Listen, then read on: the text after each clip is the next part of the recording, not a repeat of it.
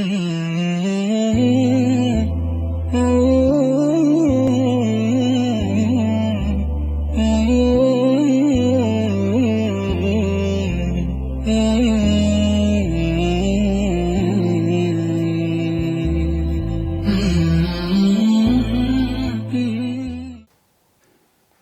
الله الرحمن الرحيم.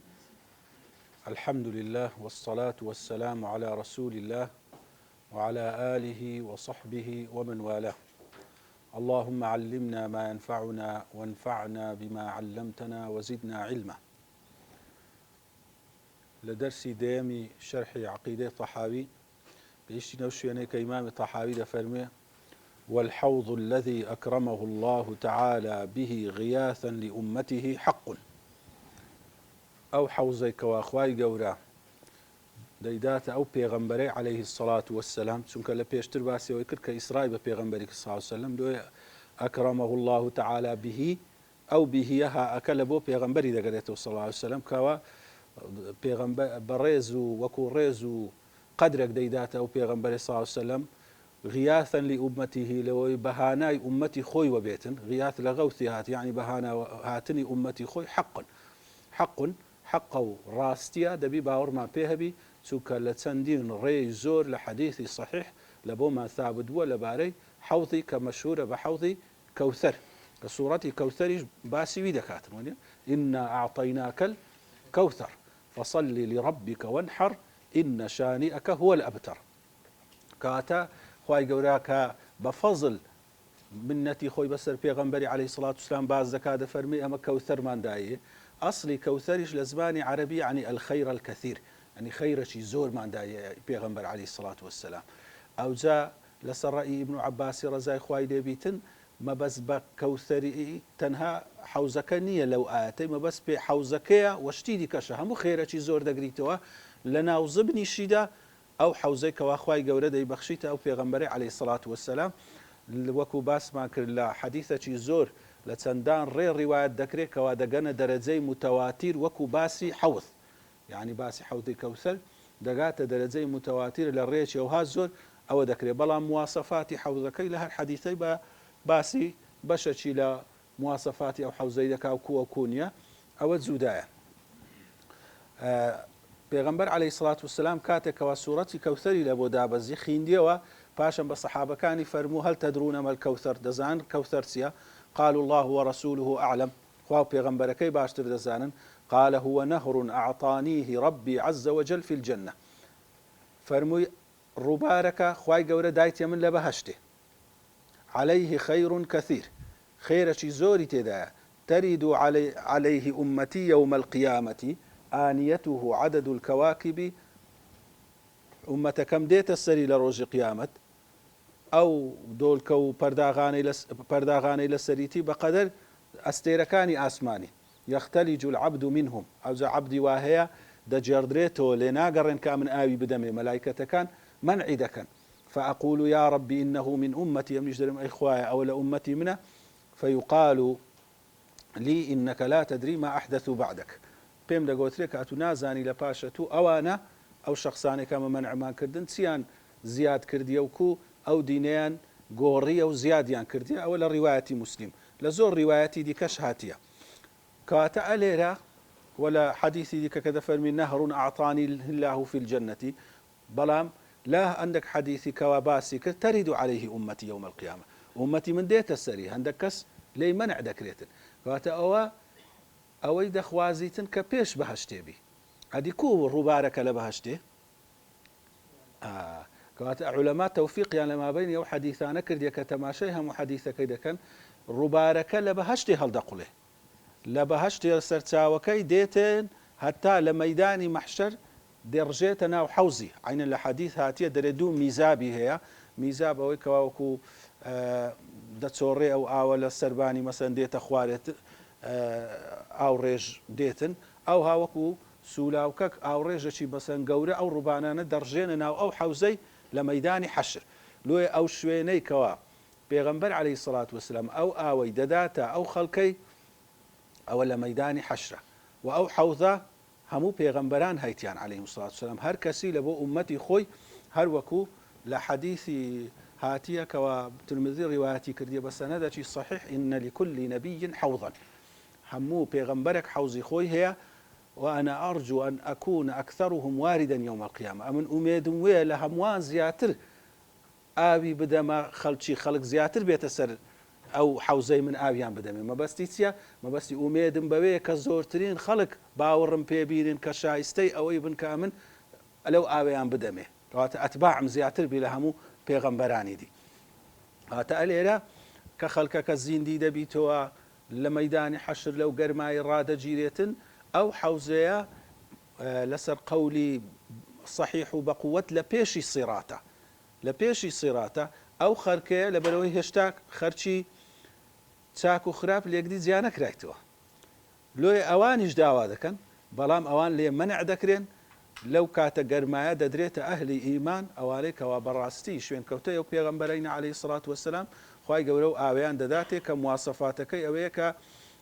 لە شیری سپیترە لە هەنجینی شیرنترە ئەو کەسەی بیخوا جارەی دیکە تێدی نابیتەوە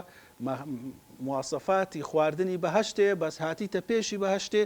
وەکو پەلەکردنەک و ڕێزلێنانە کە ئەو خواردنەوەیان بدرێتێ ئەوجا بچنە بەهەشتێ کاتە ئەوە جیاوازی نێوان حەوض و نەهرەکەیە نەهرەکە لە بەهەشتێ بەڵام حەوزەکە لە عەرەساتی قیامەتە لەو شوێنێکەوە مەیدانی حەشرە والشفاعة التي ادخرها لهم حق كما روي في الأخبار وأو شفاعتش كوا خواي گەورە لەبۆ ئەو ئیماندارانە هەڵی گرتیە ئیدخار ئەوەیە کەشتەی هەڵبگری و گری بدێەوە مەسەلا وەکو ئازوقە و خواردنی هەردەگری خواي گەورە هەڵی گرتیە لەو قیامەتێ ئەویش حەق و ڕاستیە دەبی باوەڕمان پێوەبی هەر وەکو لە خەبەرەکان و لە حەدیثەکانی پێغەمبەری عەلەیهی سڵات وەسەلام و لە قورئانیش ئاماژەی پێدرایە لە شەفاعەت شەفاعەتیش دیارە بەمانای تکاکردنە کەسێک تکا لە بۆ کەسێکی دیکە دەکە هەندێک کەس ئەو شتیان بە مەسەڵەن منع کردیە گوتییان لە بەرەوەی هەر کەسی بە عەمەلی خۆیتی وان لەیسە للئینسانی إلا ما سعى وأن سعيه سوف يرى بەڵام ئەوە پێچەوانەی عەمەل نییە ئەمە دەزانین هەر کەسی عەمەل دەکاتن ئەو خوای گەورە ئەو پاداشتەی دەداتەوە مقابلی عەمەلەکەی نییە وەکو پێغەمبەر صلی الله علیه و سلم دەفەرمی کەس ناسیتە بەهەشتێ ئیلا بەڕەحمی خوای نەبی فرميان أتوش أي پیغمبر صلى الله عليه وسلم فرمي أمنش إلا أن يتغمدني الله برحمة منه إلا أخواي قول برحمتي خوي دام بوش كاتا دبي عمل بكيلو أو الشايست بي بس يبهشته بلام أو بهشتا باداش تشي زور قولترا مقابل أو عملي لويه أو شفاعة كواتا خواي قول برحمي خويتي لقل أو كسانة دكاتن كلا جهنم دربازيان دكاو ديان باتش بهشته ما دام رحمتي خويتي وبفضلو بتاكي خويتي لقريان أو تاكي لو هي كسشي بكات السبب لو أوي وكو ريزك بيلو أو كسي يعني خواي قول ديوي تاكي لقر أو كسيبك هر تاكك أصلي هلو خواي قول دقريتو تشونك أو شفاعتك قبول دكاتن وانيا مثلا كسك دستكن كسشي تكادا كادر إلى فلان كسي خوشبه دبي أو كسباي هندي أو خراپەیە لە دەرەجەی نەچوبیتە دەرێکەوە شایستەی ئەوە نەبی لێخۆشبوون نەیگریتەوە کە دەرەجەی ئیمانە دەبی دەرەجەی ئیمانی هەبی ئەگەرنا لێخۆشبوون و شەفاعەت نایگریت کە ئەو دەرەجەی هەبوو دەکرێت ئەو کەسە بەخۆی لێخۆشبی دەکرێت کەسێک بێت تکای لۆ بکە وەکو ڕێزێک لە بۆ ئەو کەسێک کە تکای لۆ کردیە لەبەر ئەو ڕێزەی لێخۆش بیت لۆیە تکاکردن هیچ منعچی و شتەشی پێچەوانەی عەقلی تێدا نییە برەی ناگونجێتن لەگەر شەریعەت زۆر ئاساییە وەلا قورئانی ئاماژەی پێدرایە کە خوای گەورە دەفەرمی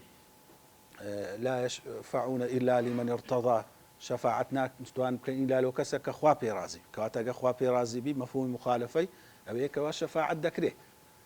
ونیا ولا يشفعون إلا بإذنه إلا بإذنی وی نەبی کەواتە بەبێ ئیزنی وی کەس ناتوانێت تکا لەو کەس بکە بەڵام بە ئیزنی وی دەتوانرێتن بەوەی کەوا خوای گەورە پێڕازی بی و بە ئیزنی وی بی ئەو شەفاعەتە دەکرێتن إذا شفاعتش علماء كتماشى حديث كان ينكردي وتسندان حديثي لباري هاتيا بينز نوع الشفاعة باس كراية زوري يكميان شفاعتي قوراء الشفاعة العظمى شفاعتي عظمى كبيشي دقوتري أو مقامي محمودي كأمد وعادة كين خواي قوراء لباشي بانقداني ببخشي ببيغمبري عليه الصلاة والسلام وبعثوا المقام المحمود الذي وعدته خوای گەورە ئەو مەقامی محمودەی بدا ئەو پێغەمبەری صلی الله علیه وسلم کەوا وعدت پێدایە مەقام یعنی شوێنی ڕێز لێگرتنی هەرە بەرز ئەو مەقامی محمودەش چییە ئەو کاتێک کە خەڵک هەموو ڕادەگیرێ لە مەیدانی حەشر لەناو عرق و لەناو گەرما چاوەڕێ دەکەن و هەر کەسەی بە پێ عملی خۆی لەناو عرق غەرق بووە داوا دەکەن کەوا خوای گەورە حەشر دەست پێ بکات و حیساب دەست پێ بکاتن بەڵام لەوێن دەرخوای گەورە وەکو حەدیثەکە دەفەرمیتن تووڕەبوونەك تووڕە بووە هیچ وەختێک پێشی و لە پاشی ئەوها تووڕە نەبووە لۆیە کەسێک ناوێریتن ڕاستە خۆ داوا لە خوای گەورە بکاتن دەچنە لای ئادەمی لەوەی تکایان لۆ بکات داوا لە خوای گەورە بکاتن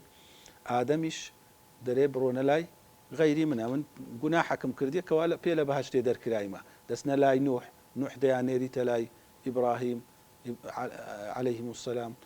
ئەو دەیانێریتە لای موسا ئەو دەیانێریتە لای عیسا عليهم السلام تا عیسا عليه السلام دەیانێریتە لای پێغەمبەری محەممەد عليه الصلاة والسلام ئەو دەفەرمی سوزدە دەبم دەرێ خوای گەورە حەمد و سوپاسەش و دوعایەکی وەها لۆ خوای گەورە دەکەم خوای گەورە وەکو برێ فەتح و دەمداتێکەوە بە شێوەیەکی وا حەمد و سەنای خوای گەورە بکەم پێشتر کەس ئەو حەمد و سەنایی نەکردیە ئەوە حەمد و سەنایەکی شایستە و لایەق لۆ خوای گەورە دەکەم خوای گەورە دەفەرمێ سەل تعطى اشفع تشفع داوا بکە پێت دەبەخشرێ وشفاعت بکە شەفاعەتەکەت قبول ئەی محەممەد عليه الصلاة والسلام کە سوزدە لۆ خوای گەورە دەباتن لەوێن دەر شەفاعەت دەکاتن لە بۆ هەموو خەڵکی کە ئەی خوایە حیساب دەست پێ بکە ئەوە شەفاعەتی گەورەی پێدەرێت کە هەموو خەڵکی دەگرێتەوە لەو مووقیفەی نەجاتیان دەبیت و حیساب دەست پێ بکە ئەوە شەفاعەتی یەکەمە کە شەفاعەتی عوزمایە ئەوە تایبەتە بە پێغەمبەری عليه الصلاة والسلام بەڵام ئەوانی دی کە باز دەکەین نەسی لەسەر نییە کە تایبەت بی بە پێغەمبەری صلی الله عليه وسلم بەڵکو نەس هەیە لە هەندێکیان کەوا غەیری پێغەمبەری صلی الله عليه وسلم پێغەمبەرانی دی پیا و چاکان جاروێ باب لۆ منداڵی صالح لە بۆ بابی ئەو شەفاعەتە دەیانگریتەوە ئی دووەمینیان شەفاعەت لە بۆ ئەو کەسانەی کە مستحقی ئاگرینە کەسانێک چاکە و خراپەکانیان دەپیون دەستبینین خراپەکانی زیاترە مستحق دەبی بە جێرەی میزان لەوەی بچیتە جەهەنەمێ بەڵام دیارە چاکەکانیشی بایی ئەوەندەی هەیە کە خوای گەورە ڕەحمی پێ بکات و بیخاتە باشتێ لۆیە شەفاعەتی لۆ دەکرێتن اینجا چ لەلایەن پێغەمبەری بی عليه الصلاة والسلام چ لەلایەن غەیری بیبیتن خوای گەورە شەفاعەتی لە بۆ ئەو مەجموعە کەسێکی کەوا قبول دەکاتن نەچنە جەهەنەمێ و یەکسەر بچنە بەهەشتێ ئەگەر چی مستحقن بە پێی کار و کردەوەکانیان کە بە ماوەچی بچنە جەهەنەمی بسووتێن سێمینیان شەفاعەت لە بۆ چوونە بەهەشتێ الشفاعة لدخول الجنة أوش لو أهلي بهشتي لبر بيغمبر صلى الله عليه وسلم لحديث دفرمي أمن يكم كسم كلا درجي بهشتي دمو داوا دكم كوا درجة بكريتوا مالي شي دليتن أو تشيا محمد صلى الله عليه وسلم دري أمر بيكرا لغيري تو لو كس نكم وكواتا أوش تكاكردنا كشفاعتك لو كرنوي أو درجاي لبو أهلي بهشتي سارة من نوعيان شفاعت لبو أهلي آجر کەسانەکەوە خاوەن گوناحی گەورە بووینە خاوەن گوناحانەی وەبووینە بە دەرەجە گوناحیان هەبووە شایستەی ئەوەی نەبووینە کە خوای گەورە ئەوە گوناحیان لێ خۆشبی تاوان ئەوەی هەموو بە عەدالەتی خوای گەورەیە ڕاستە بە ڕەحمیتی ئەوە نییە برێ لەسەر ئەوە یەکەچی شەفاعەتی قبولی بکاوچی دنیای لە بە مەسلحەتەکی یەکە قبولی نەکە دیارە ئەو کەسانە گوناحەکانیان بایی ئەوەندەی نەبووە کە برێ هەر نەچنە جەهەنەمێ یەکسەر شەفاعەت بگریتەوە یان ئەوەندە چاکەیان نەبووە چونکە جاری وایە کەسێک لە ڕووی ئیمان یان چاکەچی وەدەکاتن ڕاستە لەلایەکی گوناحی زۆرە بەس ئەو چاکەی ئەوەندە گەورەیە مستحقی ئەوەی دەبی ئەو گوناحانەی هەموو بسڕێتەوە هەر نەستە جەهەنەمێ بەڵام ئەوانە نا گوناحەکانیان بەشی ئەوەندەی زۆرە و چاکەشیان کەمە کە شایستەی ئەوەی نەبووینەکە لێیان خۆش ببێت و یەکسەر ببزرێنە باشتێ بەڵکو دەستنە جەهەنەمێ بەڵام هەر ئەهلی ئیمانیش و ئیمانیشیان هەبووە لە جەهەنەمێ بەشی گوناحەکانیان دەبی بسووتێنرێن بەڵام ئەو مودەیە هەمووی ناسووتێنرێن دیسان خوای گەورە وەکو برێ لێ خۆشبوونەك عەفوەک دەردەکاتن کە بە شەفاعەتی پێغەمبەری عەلەیهی سڵات وەسەلام و بە شەفاعەتی پیا و چاکان و کەس شەهیدان و مەسەلەن ئەوە کە ثابت بووە لە بۆ شەهیدی ئەو کەسانە دەیەندرێنە دەرێ لە جەهەنەمێ و بەرەو بەهەشتی دەبردرێن وەکو پێغەمبەر صلی الله علیه وسلم فەرمووتی شەفاعەتی لأهل كبائر من أمتي يعني شفاعتي من لە بۆ ئەو کەسانە کە گوناحی گەورەشیان هەیە لە ئومەتی من هەتا بەشەکی دەسووتێنرێن بەڵام بە شەفاعەتی پێغەمبەر عەلەیهی سڵاو وسەلام دێنە دەرێ. پێنجەم نەوعی شەفاعەتە لە بۆ بەرزبوونەوەی دەرەجات، ئەی کەسانەکەنەکەوە مەسەلا دەرەجەتیان لە بەهەشتێ مستحقە بەڵام شەفاعەتیان لۆ دەکرێتن وەکو ئەوەی کەوا مەسەلەن بابەکی باشە ئەلحەقنا بهم ذوريتهم منداڵەکان و ذوريەتەکەی پێی دەگەیەندرێتە ئەو دەرەجەی پێبەرز دەبێتەوە لە بەهەشتێ. ئەوانە ئەو شەفاعەتانە هەمووی علەما باسییان کردیە و ثابت بووە لە حەدیثەکان. والميثاق الذي أخذه الله تعالى من آدم وذريته حق. ميثاق أو عهد بيماني كخواي جورا لآدم وذريته نوي آدم وريقرتيا حقا أو زو برك لسري دوستين لبروي بيويستا. طبعا لا آيات قرآن أما جبوا بليني دراية كوا نوي آدم دايت يخواي جورا لسروي كوا أتو تنها پروردگاری مي وتنها أتو شايستي پرستني. وإذ أخذ ربك من بني آدم من ظهورهم ذريتهم وأشهدهم على أنفسهم ألست بربكم قالوا بلى شهدنا أن تقولوا يوم القيامة إنا كنا عن هذا غافلين أو تقولوا إنما أشرك آباؤنا وكنا ذرية من بعدهم أفتهلكنا بما فعل المبطلون. كاتك يادي أويبك وكاتك خواي قورا عهد بيماني لآدم ولنوي آدم ورقرت لذرية آدم كالسرت عهد بيمانك ألست بربكم أدي أم پروردگاري مغونيما آية أم پروردگاري مغونيما تسيان جواب داوا بلا أتو پروردگاري مي وأما الشاهدي ددي كاته خواي قولي وأشهدهم على أنفسهم كردين يشاهد لسر خويان وهندك دفرمون لتفسيرك خواي جورب وشاهد لسريان وملائكة كان كرد شاهد لسريان كأوانا شاهد بن أوانا عهد بيمانيان دا كأمن پروردگاريان كواته هر دبي پرستنيش لبو ممكن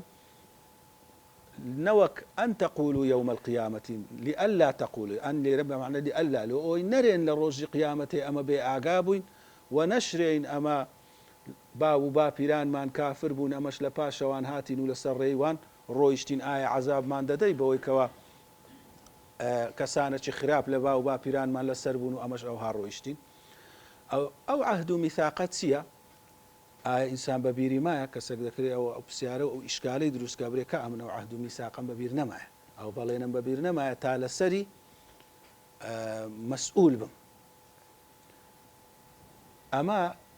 لە حەدیثی پێغەمبەری عەلەیهی سڵات وەسەلام شێوازەکەی باس کرایە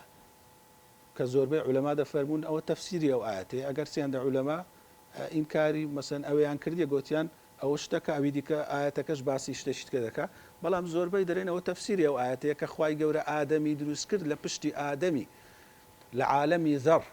قسەی لەگەر هەموونەوەی ئادەم کرد ئەو زە بەچ شێوەچی بەس خوای گەورە دەزانی یعنی لە پشتی ئادەمی هەموونەوەی ئادەمی دەرهینا قسەی لەگەر کردن و وعد و بەڵێنی لێ وەرگرتن کە ئەلەستو بڕەبیکم قالوا بەلە. ئەو شێوازەیە کەوا پێغەمبەر عەلەیهی سڵات وسەلام لە حەدیث ئەوەندەی باس کردیە و زۆر لە سەحابە و تابعینیش ئەویان لە تەفسیری ئەو ئایەتەی باس کردیە. ئەمە عەهد و پەیمانەکەمان بەبیر مایە یان بەبیر نەمایە؟ ڕووداوی چۆنیەتیەکەمان بەبیر نەمایە بەڵام ئەوەی کە لەسەری عەهد و پەیمانمان لێ وەرگیرایە ئەوە لە هەموو ئینسانێکی عاقڵ هەیە و بەبیری مایە ئەلەستو بڕەبیکم یعنی عەهد و پەیمانمانەمە لەسەر چ لێ وەرگیرایە؟ لەسەر ئەلەستو بڕەبیکم ئایا ئەمە پەروەردیگارتان نیمە؟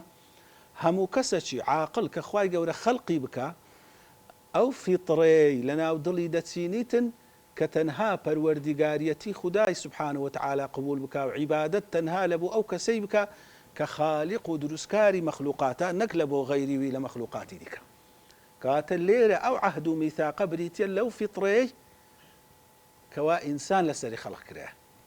کەواتە هەموومان بەرمەجەکەمان لەناو دڵی مایە. فیتڕە چییە؟ بینە سەر فیتڕە لە زمانی عەرەبی بەمانایەوەی کە خوای گەورە لەسەر ئەو شێوەیەی بەدی هێنایە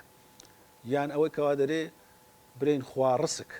کە خوای گەورە وەهای بەرمەجە کردیە وەهای داڕشتیە بەو شێوەیە بیتن. ئینسان کە تەماشای خۆی دەکاتن عەقڵی پێیا دەبی تەماشای خۆی دەبی دەبینی هەندێک شت هەیە وەکو بەرنامە لەسەری خەڵق کرایە ئەوجا وەکو ئیمامی ابن عاشور دەفەرمی دوو جۆرە فیترەت هەیە فیترەتێکی جەسەدی فیترەتێکی عەقلی فیترەی جەسەدی دەستی دایتە من جەستە لەوەی ئەم شتی پێ بگرم پێی دایتە من لەوەی ئەوم پێ بڕۆم چاوی دایتە من لەوەی پێ ببینم ئەگەر کەسێک بچی تەکلیف لە خۆی بکا لەسەر دەستی بڕوە ئەوە لە فیترەتە جەستەیەکەی خۆی لایدا یان بیاوێ بە پێی شتی وەرگریتن ممچینە بتوانیتن بە تەکلیفەکی زۆر بەڵام لە فیترەتە جەستەیەکەی خۆی لایدا کەواتە ئەمە هەمومان دەزانین ئەمە مەجموعە قانونێک جەستەی مەی پێ بەڕێوە دەچیتن ئەو مەجموعە قانونە بریتە لەو فیترەی ئەمەی لەسەر خەرکرایە لۆ ئەمە لە زێدە هەموو مەخلوقاتی بەس لەسەر دوو پێی دەڕۆین ئەو هەموو حیواناتەیدی لەسەر چاری دەڕوە چونکە ئەمە خەڵق کراینە لەسەر ئەو توانایی کە بتوانین بە دوو پێ بڕۆین کەواتەوە فیترەی جەستەیە باشە ئەو فیتڕەیە ئەو بەرنامە ڕێژیە تەنها لۆ جەستەمان دانرایە نەخێر عەقلیشمان بەرنامەی ڕێژی لە بۆ کرایە لەسەر فیتڕەیەک و لەسەر جۆرە خلقەتێک دامەزرایە عەقلی ما جیاواز لە هەموو ئەو مەخلوقانەی دی دەیبینین توانای تێگەیشتنی هەیە شتی لە ناو چاندرایە ئەوە فیترەتە وەکو کوو هەموو بەرنامە مەسەرەن کۆمپیوتەرێکی دەینی مۆبایلەکی دەینی دەبی سیستەمەکی تێدا بێ ئەو پێدەوێت سیستەمی ویندۆزە سیستەمی مەسەرەن ئەو ئەندرۆیدە و فلانە ئەو سیستەمە چییە ئەو سیستەمە قابلیەت و توانایەکی دایتە ئەو مۆبایلەی ئەو جیهازەی کە توانای وەرگرتنی بەرنامەی هەبی توانای ئەوەی هەبی ئەو ئیشانەی پێ بگری خۆگەر ئەو سیستەمەی تێدانە بە مۆبایلەکی ڕق و ڕوت ئیشنەکە هەر لەو مادەیەش پێ کاتبیتن توانای نییە کەواتە ئەو ئینسانە لەسەر سیستەمێک خەڵق کرا سیستەمەکی تێدا دابەزێنرایە کاتێک کە خوای گەورە خەڵقی دەکە حەزی لە عەدالەتە لە ئەسڵی خۆی ئەوە سیستەمە ڕقی لە زوڵمە حەزی لە پاچیە بێزی لە پیسی دەبیتەوە ئەوە سیستەمە دانرایە لەسەری حەزی لە یارمەتیدانە دڵی پێخۆش دەبیتن ئەگەر لەسەر فیترەت مابی هەموو کەس لەسەر ئەو فیترەتەیە کەوا کافر و مسلمان کەسێکی ببینی لە مردنێ لە ناو ئاگرەکی نەجاتیدا دڵی خۆش دەبێت و دڵخۆشبوونە چییە ئەو فیترەتەکە کە خوای گەورە ئەوها ئەمەی لەسەر خەڵق کردێ حەزی لە ڕازگۆییە هەموو کەسە کافر و مسلمان لە منداری ڕا لەسەر ئەوێ بە ڕازگۆیی دری خۆش دەبی خەڵک لەگەری ڕازگۆبی و ڕقی لە درۆیە و بەخۆشی ئەگە درۆی بکا لەبەرەوەی پێچەوانەی فیترەتە سۆر هەردەگەڕێ و تێک دەچی بەس لەگەر ڕاستی تەبیعیە لۆ لەگەر ڕاستی تەبیعی بووی و لەگەر درۆی دەم و چاوی تێک دەچی یان دڵی زیاتر لێدانی دڵی لێ دەدا لەبەرەوەی پێچەوانەی ئەو فیترەتە عەقلی و معنەویەیە کە لەسەری خەڵق کرای کەواتە هیچ کەسێک ناتوانێ ئینکاری ئەوەی بکە ئەمە لەلایەنی معنەوی و عەقلیەوە هەروەکو لایەنی جەستەیی لەسەر بەرنامەک داڕێژراینە ئەو بەرنامەی ئەمە لەسەری داڕێژراینە ئەو بەرنامەیە تەنها قبولی دینی حەق دەکا کە ئیسلامە لەبەرەوەی ئەو فیتڕەی ئەمە لەسەری خەڵق کراینە بە فیتڕە هەمومان تەنها ئەوەی قبول دەکەین نابی دار بپەرسترێ نابی بەرد بپەرسترێ نابی مشک بپەرسترێ نابی خوددا منداڵی هەبی نابی خوددا هاوبەشی هەبی ئەوانە هەموو پێچەوانەی ئەو فیتڕەتەیە لەسەری خەڵق کرایە لۆیە کاتێکەوە خوای گەورە دەفەرمی فیطرة الله التي فطر الناس عليها یان پێغەمبەر صلی الله عليه وسلم دەفەرمی كل مولود يولد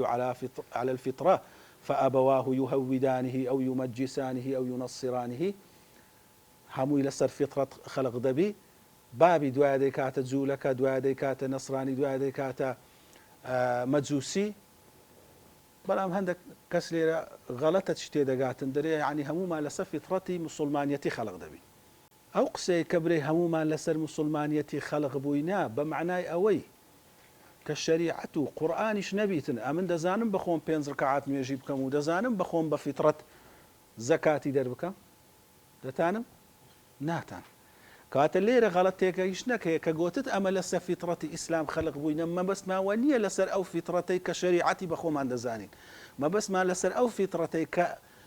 شەریعەتی ئیسلام پێغەمبەر عەلەیهی سڵاو وسەلام ڕایگەیاند فیطرەتی مە تەنها ئەوی قبول دەکا چونکە تەنها ئەوە بەڵگەکانی خودایەتی خودای بەڵگەکانی ڕاستیەتی ڕۆژی قیامەت بەڵگەکانی پێغەمبەراتی پێغەمبەری عەلەیهی سڵاو وسەلام لەگەر فیطرەت دەگونجێ ئەوانی دی ناگونجێ کەسێک برێتن خوددا هاوبەشی هەیە لەگەر خودای شتێکی کەش بپەرستن ئەوە لەگەر فیترەت ناگونجێ کاتە ئەو دینە ڕەت دەبیتەوە کەسێک داوای نەوع عیبادەتە چی بکە و عیبادەتە زوڵمی تێدابی لەگەر فیترەت ناگونجێ کەسێک داوای ئەوەی بکاتن کەوە نەسل لە ئینسان نەمینێتن زینای حەلال بکاتن یان مەسەلا یارمەتیدانی ئەمر پێ نەکاتن ناگونجێ بەڵام وەرە فیترەتی نوێژ لەگەر فیترەت دەگونجێ ڕاستە بەخۆت ناگەیە بەڵام لەگەر فیترەتت دەگونجێت کاتە کە دەرێی لەسەر فیترەتی موسڵمانیەتی خەڵق دەبی ینی لەسەر ئەو فیترەتەی کەوە ئامادەیە لە بۆ ئەوەی ئیسلام قبول کاتن تەنها غەیری ئیسلام ڕێبازی دی قبول ناکاتن ئەو فیترەتە لۆیە ئەوە مەسەلا لە حەدیثی کە هەر مسلم ڕیوایەتی کردیە زیادەی تێدایە کە زۆر کەم کەس ئاگای لەو زیادەیە دەفەرمێ وئین کانا مسلیمەینی فەموسلیمون ئەگەر داک و باب موسڵمان بی منداڵەکەش موسڵمان دەردەچی کاتە لێرە بێداک و باب معنای وە نییە بێداک و باب منداڵێکی لە سەحرایەکی گەورە بی ڕاست شەریعەتی ئیسلامی دەزانێ معنای وەیە قبولی ئەو دینەی دەکاتن ئەگەر عرض بکرێتن لۆسەری بیگاتێ تەبلیغی پێ بکەی و پێ ڕابگەیەندرێ قبولی دەکاتن لەسەر ئەو قابلیەتەی خەلق کرایە لۆیە تێگەیشتن لە وردەکاری زۆر زەرورە چونکە زۆر کەس بەغەڵەت لە مەسەلەی ئەو فیتڕەیەی تێگەیشتیە هەر ئەوەشە کاتێکەوە خوای گەورە دەفەرمێ نور على نور نمونەی نوری دەینیتەوە الله نور السماوات والأرض نوری ئاسمان و زەوی نوری یەکەم مەبەستی پێی نوری وحی و قورئانە نوری دووەم دەفەرمێ یەکاد زەیتها یضیء ولو لم تمسسه نار ئەو دڵەیە کە لەسەر فیترەتە نمونەی بە زەیتی دەینیتەوە زەیت هەیە ئەوەندە سافە باس زەیتەکە ئەوەندە سافە دەرێ خەریکە بەخۆی ڕووناچی بدا ئەگەر پێش نەکرێ بە ئاگری بەڵام بەخۆی ناتانی زەیت ڕووناچی بدا بەڵام ئەگەر قابلیەتی هەبوو زەیتەکی ساف بوو هەر بە حەستەم ئاگری بگەینێ دادەگیرسێت و ڕووناچی دەدا و دەدرێوشێتەوە لۆیە دەفەرموون نور على نور ئەی نوری الوحی على نور الفطرة نوری وحیدێ کابراش فیترەتی پاکە زەیتەکەی خۆی پیس نەکردیە کاتێک کەوا نوری وحیدێ دای دەگیرسێنی و پەیامی پێدەگای یەکسەر زوو دەزانی ئەو فیترەت و ئەوەی ئەو فکری لێ دەکردەوە ئەو ڕاستە لە زەمانی پێغەمبەری عەلەیهی سڵاو وسەلام سێ کەس هەبووینەکە پێغەمبەر سڵاو عەلەیهی وسەلەم باس دەکا لە پێشەوی زەیدی کوڕی ئومەیەی کوڕی سەڵت و زەیدی بنی عەمری بنی نەوفەل و یەکی دیکە ئەوانە بە فیتڕەی خۆیان گەیشتنەوەی دەیانگو ئەو بتانە نابی بپەرسترێن خاڵق نابی ببیندرێ دەبی لە خاڵق لەسەرەوە لە ئاسمانەیە و کەس ناتوانیتن دەرچی پێ بکاتن دەبی تەنها ئەو بپەرسترێ بەس کوبی پەرستین نەیدەزانێ حتا پێغەمبەری خۆشمان صلی الله عليه وسلم پێش ئەوەی کەوا وحی لە بۆ بێ لەسەر ئەو فیتڕەیە بوو کە دەچوە غاری حیرا دەیزانی ئەو بتانە شایستەی پەرستنی نە فیتڕە قبولی ناکە و دەیزانی دەبی خاڵقەک لە بۆ ئەو ئاسمان و زەویەی هەبیتن و لە سەروی هەموو شتەکی بیتن نابی وەکو برەی مەحکوم بی بە گۆڕانکاری ئەوەی تەماشای دەکەم لەو مەخلوقاتەی هەموو گۆڕانی بەسەر دێ دەبی ئەو زاتەی گۆڕانی بەسەر ئەو گۆڕاوانە دەینی بەخۆی نەگۆڕبی نابی گۆڕانی بەسەر بێ قابلیەتی گۆڕانی هەبیتن دەبی لە دەرەوەی وانە بیتن لۆیە پێغەمبەر صلی الله علیه وسلم کاتێک کە فکری دەکردەوە لەسەر ئەو فیتڕەتەی بوو بەخۆی دوایە وحی دێتن شەریعەتی پێدەناسێن و فیتڕەتەکەی قبول دەکاتن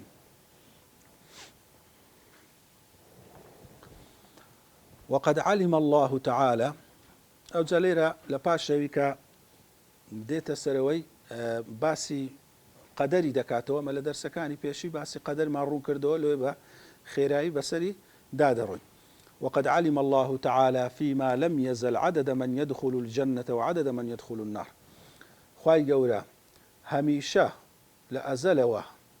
دەزانیتی کەوا چەند کەس دەستە بەهەشتێ و چەند کەس دەستە جەهەنەمێ ژمارە ئەهلی باشت و ئەهلی جەهەنەم لەبەرەوەی ئەمە باسمان کرد خوای گەورە علمی مطلقە هیچ شتێک لە علمی لۆی نوێ نابیتەوە برەی شتێک نەیزانیبی دوایە زانی ستەکی نوێی لە بۆ پەیابی ئەوی هەموو شتی دەزانی و ئەوەی زانیتیشی لە ئەزەلەوە هەر دەزانی هەتا ئەبەد فلا يزاد في ذلك العدد ولا ينقص منه لو ژمارەی نەزیاد دەکا نەکەم دەکا ئەهلی باشت و جەهەنەم لەوەی کە خوای گەورە زانیتی وكذلك أفعالهم وفعلەکان و کار و کردەوەکانیشیان هەموو بە علمی خوای گەورە بووە خوای گەورە علمی پێ هەیە فيما علم منهم أن يفعلوه لەوەی کە زانیتی هەر ئەوە ڕوودەدا کە ئەو دەزانیتن لەبارەی فعلی خەڵکی وكل ميسر لما خلق له هەمووشی ئەوەی لۆ ئاسان دەبی کە لۆی خەڵق کرایە کەواتە معنای وە نییە کابرا کار و کردەوەی نەکاتن لەبەرەوەی خوای گەورە سبحانه وتعالى محکوم نییە بەوەی کەوا مەسەن زمانی ڕابرد و داهات و ئێستای هەبی و چیمە لە کنەوی چونکە ئەو ئەزەلی و ئەبەدیە هەمووی وەکو یەکە کەواتە نابی قیاسی ئەوەی بکرێتن کە ئەمە برێن کو پێشتر یعنی ماضی شتێکی زانیە ئێستا ڕوودەدا ئێستا و پێشتر لە کنەوی نییە کەواتە ئەوە بەسەرەوی دانایە و ئەمەش ناتوانین بە عەقڵی خۆمان لی تێبگەین کە لە کنەوی کووە بەڵام ئەوەی دەزانین کەوە بە عەمەلی خۆمان خوای گەورە حیسابمان لەگەر دەکاتن دەبی هەر کەسێک هەوڵ بداتن لەوەی چاکە بکە و خۆی لە خراپە بە دوور بێخیتن ئەوە معنای ئەوە نییە کە چاکە و خراپە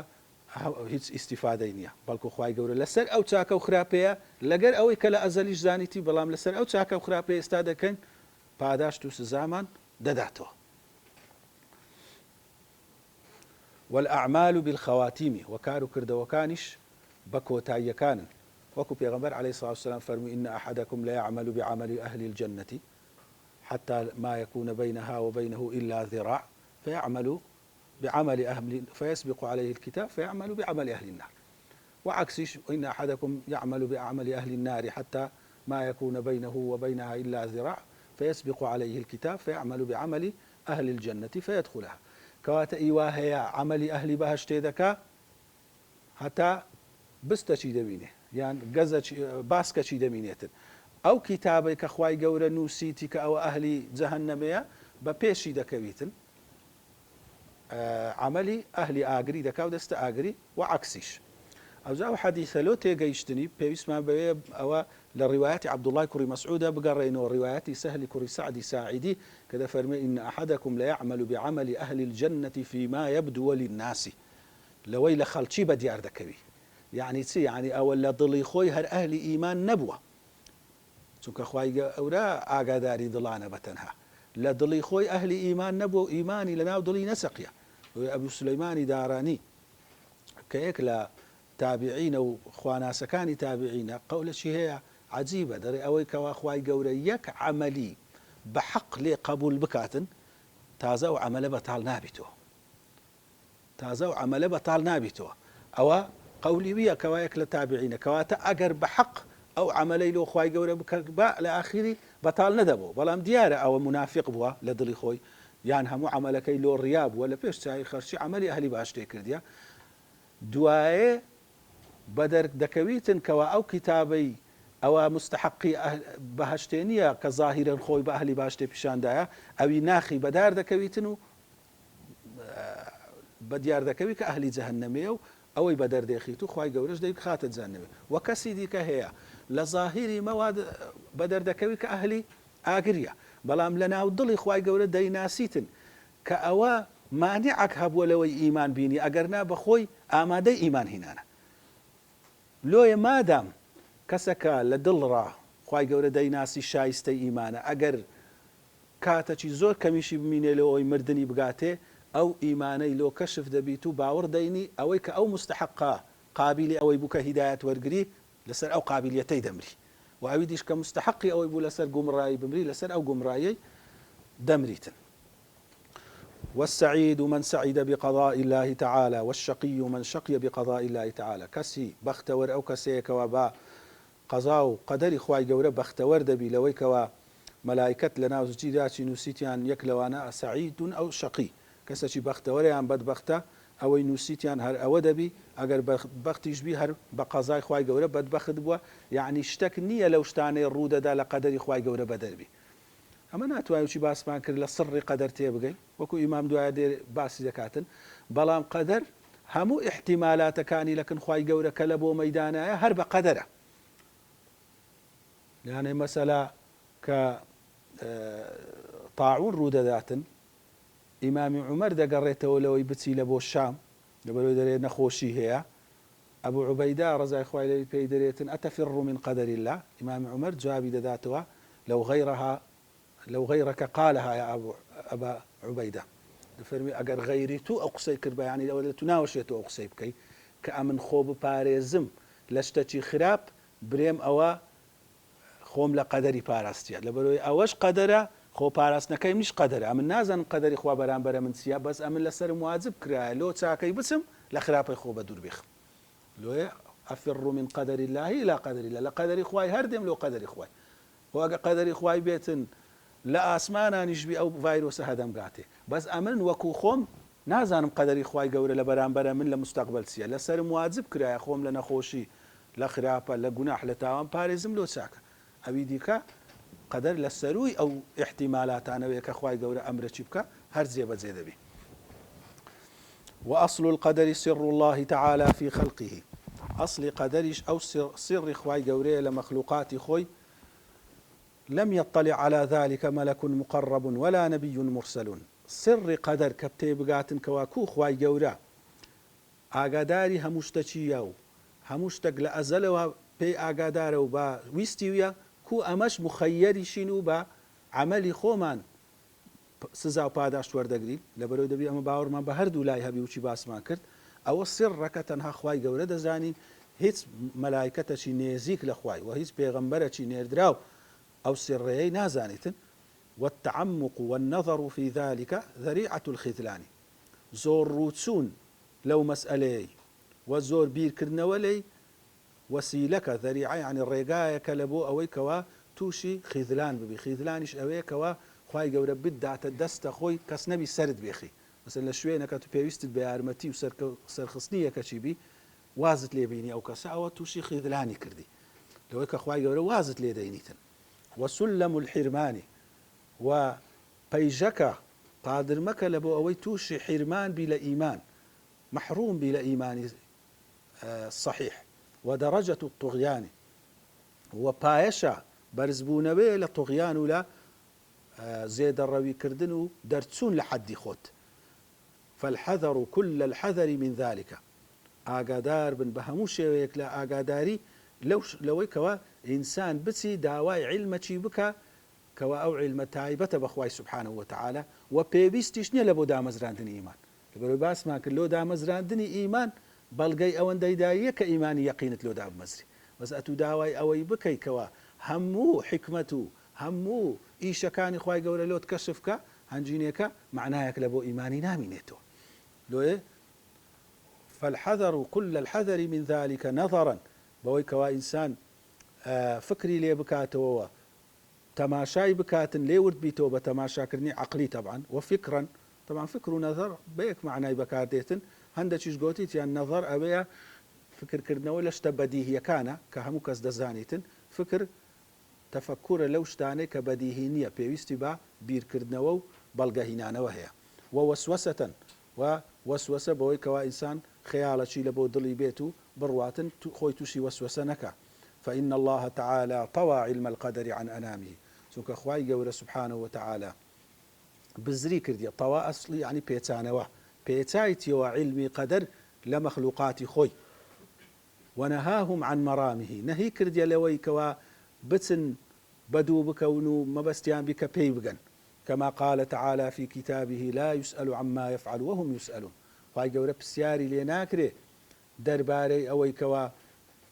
چ دەکا و چ ناکا بەڵکو وهم يسألون ئەمگۆ پرسیارتان لێ دەکرێتن مادام ئەتووی خەڵق کردی و بەڵگەی پیشاندای لەسەر خاڵقیەت و لەسەر علم و لەسەر حکمت و ئەسما و صفاتی خۆی و بەڵگەی لەسەر کتاب و لەسەر پێغەمبەرەکەی پیشاندای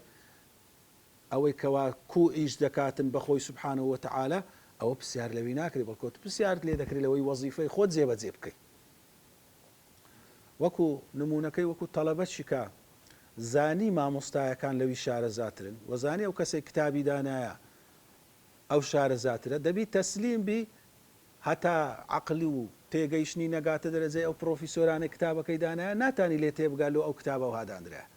نابی برێ هەتا تێنەگەم ئەو کتابە لۆ ئەو هادانرا لۆ ئەو مۆزوعە دانرا لۆ ئەو نمونە لێرە دانرایە ئەمن نایم ئەو دەرسەی بخینە دەبی مادام زانی مامۆستا لەوی زاناترە ئەویش نەزانە خۆی تەسلیم بکاتن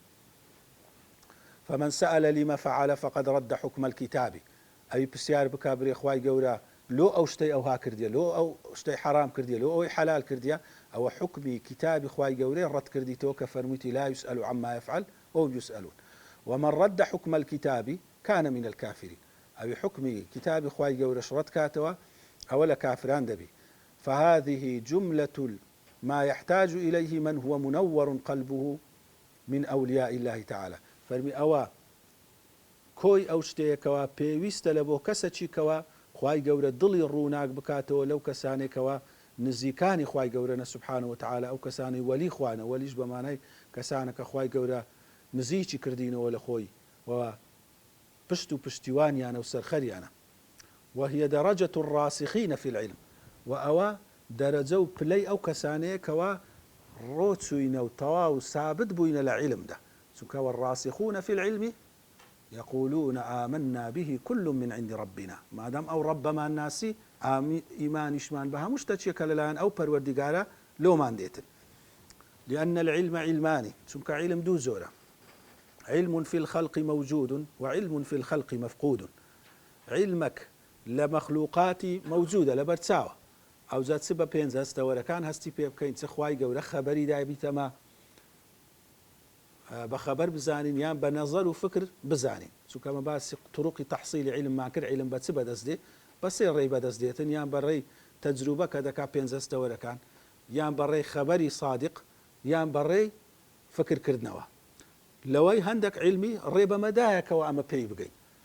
كات أو علم موجودة دتوانين بي بقين بلام وعلم في الخلق مفقود علم تشيشي بزر كرديا كسناتواني بيقاته. فإنكار العلم الموجود كفر، إنكار كردني علمي موجود كفرة. مثلا لو نمونا باسي حوزي دكين باسي أوي دكين كخواي قول سبحانه وتعالى صفاتي أو هاي أو هاي أو إلى كتاب السنة هاتيا أوي هاتيا لكتاب السنة أو علمك درايتما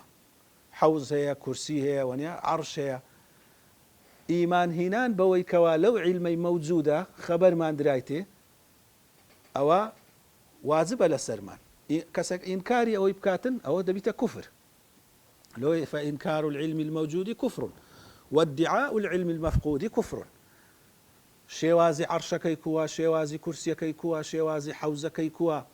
شوازي زندو كردنوي مردي كوا أو أنا أو غيبياتا قيامة كنجي داديتن دا أو ادعاء أو علم غيبش كم كخواي جورا كرديتي غيب بريم أمن دزانم يعني بله اما ليره كباس ما کرد گوتمان امام دفرمي علمك موجود هي نابي انكاري بكين ودبي باور ما بيابي وعلمك شيء كوا خواي كرديتا غيب ومفقوده لما بزرا نابي ادعاء بكين وبانغش بكين كو علمي دزانين بلام لو علم موجودش دبي تدوبش علمك موجود هي كبيوستا همو مسلمانان بيزانن يعني قطعيه برايته لنصكان مثلا لون من الحوث دبيها مسلمانك بالرواي بحوزها بيتن حوزي كوسر لبروي تندان حديثي صحيحاتي القرآن آماجي فكرة بشفاعتها بوكو قشتي بلام أور دكاري أم ليلة مثلا باسم كل حوزو لا شفاعت مشينا مكس نزاني مشينا بخومنا نزاني بيتا بدوادات سون نكرياتو نزاني بيتا لم نجيلينا بو نوعي كواتا معنى يونية أما لباري أوي هولي أو علمي ندي أجر هبو أجر بدوادات سوني بو زور زار بسيار ما لبارشتيه إشكال من هي دەچین بە دوو دەکەوین ئەو ئیشکالەمان لۆ حەل دەبی لەبەرەوەی عولەما هەندێک شتی دەزانن غەیری عولەمای نازانن لەوەی بەشەچیشی تێدایە لەو عولەمایان لەناو علمی مەوجود بەڵام بەشەچیش تێدایە کە دەبیتە علمی غەیب نە عالم و نە غەیر عالم کەس نازانیت و ئەوە هەنجینەکە ئیدعای ئەو علمەی دەبیتە کوفر. ولا يثبت الإيمان إلا بقبول العلم الموجود. إيمان ثابت نابي تنها بوي كوا أو علمي موجودة خواي جورا باسي كرديا وإثباتي كرديا النفي كرديا لخوي دبي إيمان من بيها بيتن وترك طلب العلم المفقود ووازش لو علمي بيني بكخواي جورا فرمويتي أو غيبة وبزرم كرديا أو إيشي مقونيا سوكا دائرة وبازنك هي كإيشي ما أما بزاني بجيريت وأنا عقلي ما لسنوري عقلي مدى سوكا مدى زانين همو هستورا كان من سنور دارن لتاو لجوي لو كوا بينز هستورا وعقليش ما عندي سان سنورة هي مادام سنورة هي لو سنورة أما دتواني لشتي تبقين لغيري أو سنوري ناتواني زيادة بقول لو خواي جورا بجيري سنوري عقلي ما أو علمي دايتما لدلوي أو سنوري أو علمي لو ما كشف نكردي بلام هالكاتك كدمرين سنور دا قوري سنورة كفراوان تردبي فبصرك اليوم حديد لوي هندك شتي زيادة تيدقين كيستا ليرا لي تيناقين بوشيوي کە دەچیە بەهەشت و کە ئینشاء الله ئەهلی ئیمان دەچینە بەهەشت لەوێ لە سنوورەکی دیکە تێدەگەین کە ئێستا ئەو حدودە و ئەو سنوورەمان نییە سنوورەکە زۆر فراوانتر دەبی لە تێگەیشتن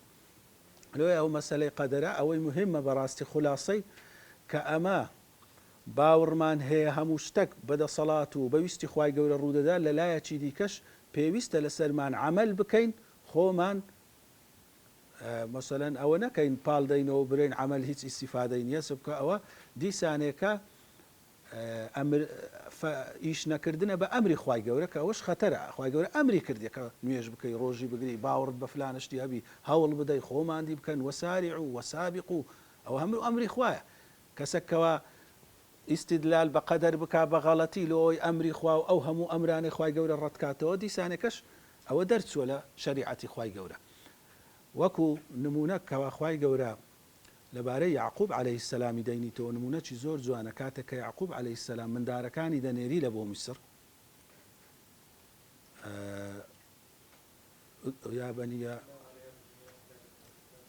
باب واحد وادخلوا من أبواب متفرقة لدركشي مرون لتندركشي برون كواتا داوا دكا إيشة بكن حذر بكن